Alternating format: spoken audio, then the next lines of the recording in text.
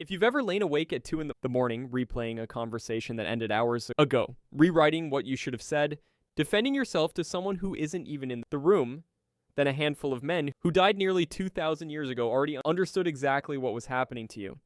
They didn't have your job. They didn't have your inbox, your feed, your particular flavor of dread, but they had the same mind you're carrying right now.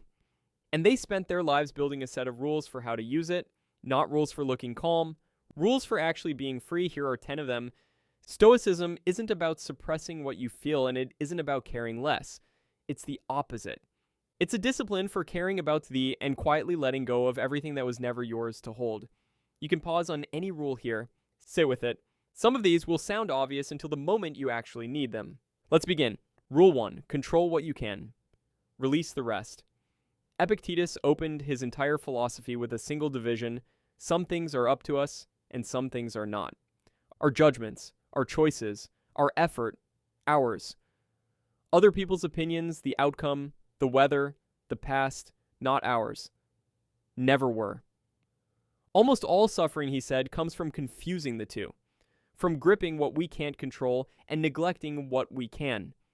So before you spend another hour fighting reality, ask one question. Is this mine to decide? If it isn't, your peace was never supposed to depend on it. Rule 2, it's not the event, it's your judgment of it. Men are disturbed, Epictetus wrote, not by things, but by their opinions about things. The traffic isn't what ruins your morning. Your story about the traffic does that. The same event lands on 2 people and breaks one and barely touches the other. And the difference isn't the event. It's the verdict each mind reached. You can't always change what happens. But there is a gap, not small, but real, between the thing and your reaction to it. Stoicism lives in that gap. Learn to find it, and you'll stop being the last to know what you actually think. Rule 3, remember that you will die. Memento mori. It sounds morbid. The Stoics meant it as a gift. Marcus Aurelius, who ruled the most powerful empire on earth, reminded himself daily that he was mortal, not to despair, but to act. You could leave life right now, he wrote. Let that determine what you do and say. Death isn't the opposite of a good life. The awareness of it is what makes a good life possible. It strips away what doesn't matter and leaves you holding only what does. Most people avoid the thought. The Stoic keeps it close, like a hand on the shoulder, gently turning him toward what's real. Rule 4, love what happens. There's a harder teaching underneath acceptance. It's not just to tolerate your fate, it's to embrace it. Amor fati, love of one's fate.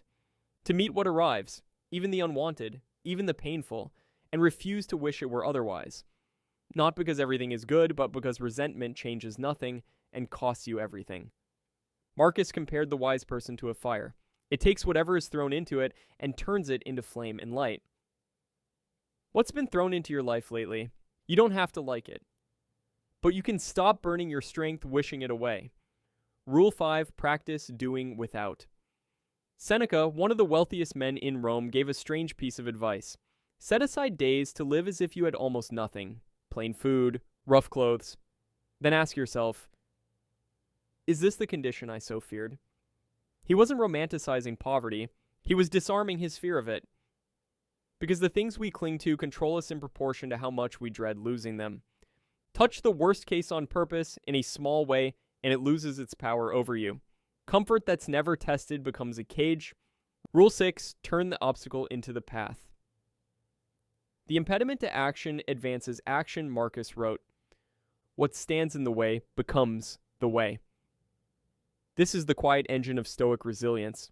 The blocked road isn't the end of the journey, it's information about which road you're actually meant to walk. The setback contains the lesson. The rejection redirects you. The difficulty is the training. This doesn't mean pretending pain is pleasant. It means refusing to let the obstacle be only an obstacle, insisting it also be useful. Same event, different verdict. We're back at Rule 2. Rule 7. Guard your time like it's running out, because it is. We protect our money, we lock our doors, and then we hand our hours to anyone who asks. Seneca was merciless about this. We act, he said, as if time were free. When it's the one thing we can never earn back, no one will return your wasted afternoon. No fortune buys back a single lost year. People aren't careless with their land or their gold, he noticed, only with their lives, the one possession where being careless is shameful. So look honestly at where your hours go. Some of what's draining you isn't an emergency.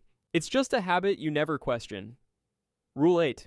Stop borrowing suffering from the future. We suffer more often in imagination than in reality, Seneca wrote. Think about how much of your fear has actually come true. Most of it never arrived. It just lived in your head, rent-free, fully furnished, collecting interest on a debt that was never owed. The Stoic doesn't pretend bad things won't happen. He simply refuses to pay for them twice, once in dread and again if they ever come. Deal with the trouble in front of you. Leave the imagined ones where they belong. Unwritten. Rule 9. Be good. Don't just look good. Waste no more time arguing about what a good man should be, Marcus told himself. Be one. Whereas here so much of modern life is the performance of virtue, the appearance of being kind, disciplined, wise, while a curated image stands in for the real thing. The Stoics had no patience for it. Reputation is in other people's hands. Character is in yours. Do the right thing when no one is watching, when no one will ever know, when there's nothing to gain. That's not for show. That's who you are when the audience leaves. Rule 10. Rehearse loss before it arrives. The Stoics practice something called premeditatio malorum, the premeditation of adversity. Each morning, picture quietly what could go wrong, the plans that fail, the people you could lose. It sounds bleak. It does the opposite of what you'd expect. Because the loss you've already imagined can't ambush you. And the blessing you've already pictured losing stops being invisible. You begin to see the people in your life as what they are. Temporary, given, not guaranteed. Negative visualization isn't pessimism. It's how the Stoic learns, finally, to stop taking the present moment for granted. There you have it.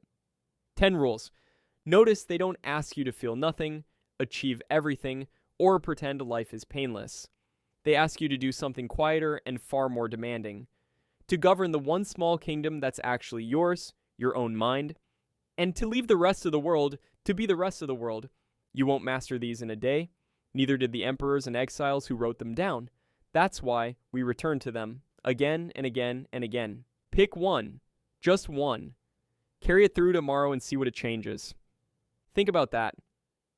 If you like the new weekly content and want to be part of the community and grow, just subscribe. See you in the next video. And remember, think, live, repeat.